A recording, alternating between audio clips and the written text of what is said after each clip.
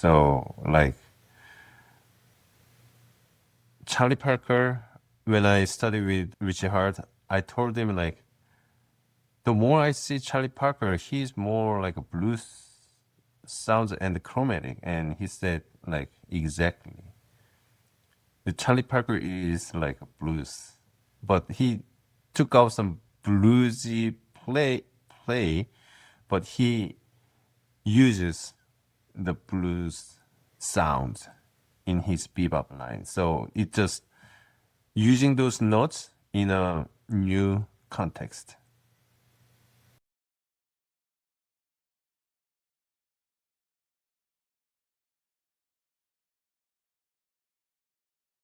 So what backdoor progression is, the best example of that is There Will Never Be Another You, or even Donna Lee, or even Stella by Starlight has a backdoor moment. What backdoor moment doing it is, if you guys are familiar with my circle of fifths, the diatonic circle of fifths chord progression, we don't go after first chord, the one chord going to the fourth chord. We don't go to the circle of fifths motion after fourth chord because that is going to be out of the key center. But then this backdoor progression is intentionally going that way and then coming back to the one chord. That is a backdoor progression. So most of the time, the backdoor progression is happening after four chords. So every moment when the strong beat happen, most of the times is after the eight major sections. When it goes to the ninth major, they want it to go to freshly going to the four chord area. So in, for example, There Will Never Be Another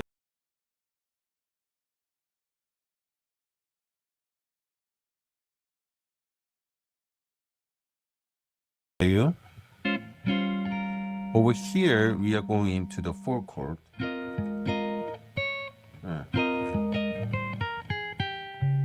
This is a backdoor moment, the D flat 7, and it goes to the E flat major 7. So we are in the key of E flat major 7, and the first 8 major in the E flat major 7 C minor area, and then at the end of 8 bar section, it goes to 2, 5 to 4 chord, and then go another force the circle of fifths motion, that dominant, going to the D flat 7, and then coming back to one chord. This is a backdoor progression. So in that moment, mostly when we going to this four chord, it is such a strong beat. We are going over there, so it sounds like a new one chord at the moment. So usually what I am playing over there is strictly I'm playing the 2-5-1 progression to the four chord. See this? And then when it goes to the D flat 7, here is the blues moment happening. So when I hit this A flat major 7, that blues sounds exactly fit in this D flat 7. So this backdoor progression, we don't target the third, but then the seventh of the chord is aligned with this blues sounds. And then it wants to go to the one chord, then we can go from there another blues on the one chord. So from 2 to the 4 chord, backdoor to the 1, sounded like this. Yeah, something like that. I played a little more to the next chord changes on the tune, but yeah, that is my idea and my sounds when I get like this backdoor 251. And I am saying this because my blues program is going to launch soon, and I almost figured out how I am going to lay out my blues program. What I just showed you is after my blues course, but I think this is a good moment that I can touch upon everything. I mean, anything can be a blues. I think I could connect the dots. Almost every chord progression, I can pull out the blues sounds in.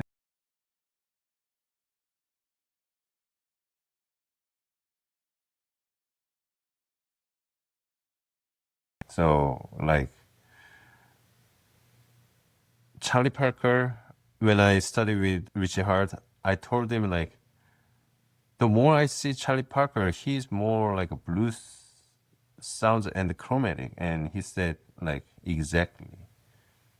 The Charlie Parker is like a blues, but he took out some bluesy play, but he uses the blues sound in his bebop line. So it just using those notes in a new context. Yeah. So yeah, Backdoor 251, I approach it as blues sound. Okay, so it's from Chord. All my examples, Autumn Leaves, All the Things You Are, and Fly Me to the Moon, focus on standards where the melody almost the target. Yeah, the text is gone, but yeah, what he's saying is hugs the third of each chord, yes. But what about the more modal tune or the blues or song like Stella by Starlight where every resolution was not on the third? Yeah. So basically he's asking, what about the tunes? The melody is not targeting the third. But yes, Autumn Leaves, All the Things You Are, Fly Me to the Moon, the main theme is targeting the third of the chord, but then second section of each tune does not really always targeting the third. For example, All the Things You Are, the melody goes differently on the middle section. Yeah, something like that over there. And yeah, Fly Me to the Moon after the first section. Yeah, here. Yeah, that. Yeah, something like that. Not every single moment is the targeting the third because composers knew that they need to have some balance. So they are not always targeting the third, but I would say clearly that once you are able to target the third, then the melody is not targeting the third, then you have two choices that you can still keep targeting the third, then you will be known for you are really good at making chord change sounds because the third is that.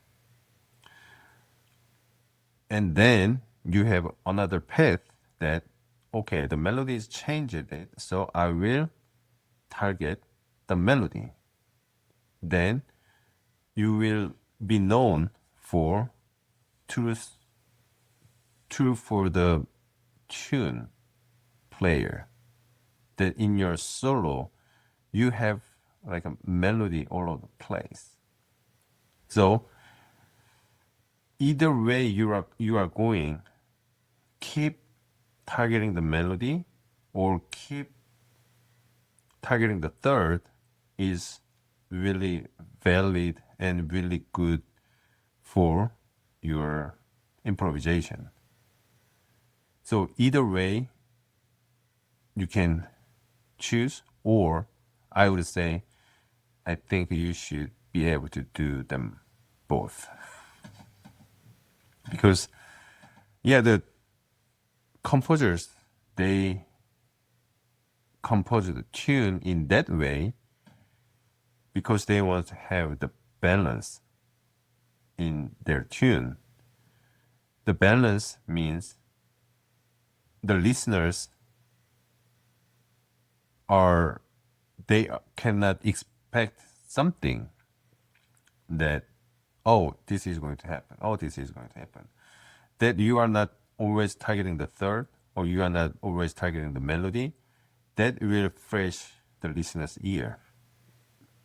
They cannot expect what you're gonna do next. Or if you give them, like, listeners, too much surprise, then you should sometimes give them a release point that you quote the melody of the tune.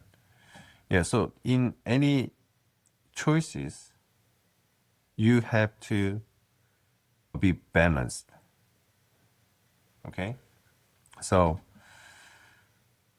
yeah, every choice is valid, but there is, like, targeting the third all the time is you will be known for making a good chord change sound.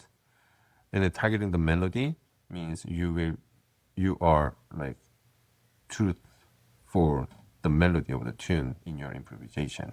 Yeah, you will be known for that. So everything is valid. Yeah, it has taken me a while to be able to articulate this, but I think, okay, finally have one question. In the functional approach that you are teaching, say on the Fly Me to the Moon, yes, you think of upper structure on 6, 2, and 5, but why you not do the upper structure on the 1 or the 7th chord? Yeah, I know what you mean. So if we are trying to find a system with infinite possibilities, aren't we ignoring those possibilities? Okay. The reason I am not always targeting the upper structure is this. Thinking in upper structure give me the advantage to find the voice leading, which means closest possible way moving to make that chord sound. So once I get these ideas, what I did in my ensemble class when I was in Berklee, as soon as I got the lead sheet, I wrote down every upper structure chord on the paper because I thought that would give me the smooth moving on the fretboard, which means that is a voice leading. But then I found out on the guitar and I tried to play the tunes that I really don't know well. What I was doing was the same thing following the original chord changes. Because think about it. Every chord change is going a circle of fifths. And I wrote down every upper structure on top of it. And then that will be just the same circle of fifths motion of original chord changes. So that doesn't really help me. One particular part, yes, I follow them. But then the other part, I immediately thought, like, oh shit, if I just go back over here, then it will just start over.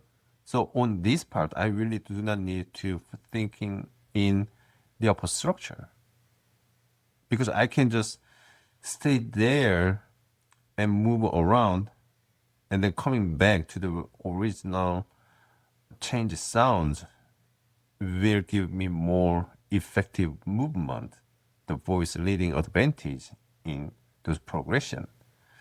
But at the moment, I really didn't think about, okay, these 8 major chord change can be just 2 chord function. I didn't know about that. But it was my logic that I thought, oh, targeting every time the upper structure would be no make sense. And then more I teaching in the Fly Me to the Moon, I find out, wow, this is really amazing.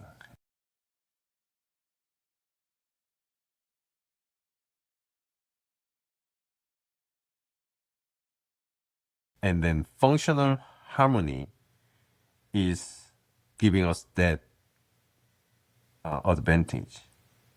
So tonic function and the non-tonic function. The non-tonic includes subdominant and dominant. Those two are just same thing. Yeah. So in tonic function, we can play just one harmonic chunk. And on the non-tonic, also the same thing. We can play the same chunk of the harmony. But then also the tonic and non-tonic can be either we can play on Wes Line or either the Django Line on the same function. But then if the only difference is on the guitar fretboard, the position is different.